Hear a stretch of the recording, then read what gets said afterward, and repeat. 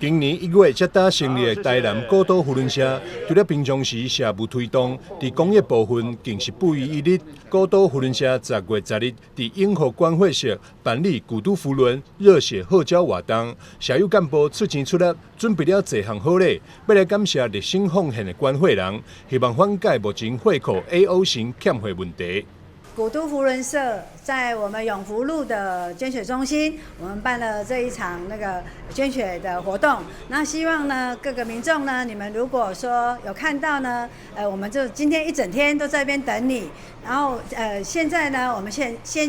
缺的就是 A 型跟 O 型血，然后缺你一个，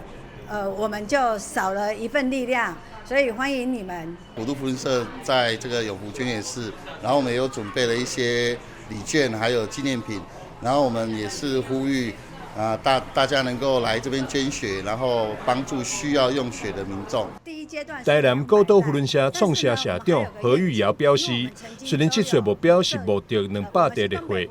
但希望未来会当达到母社东北扶轮社过去募得1000地热血纪录，为社会做更多贡献。记者张秀仪采访报道。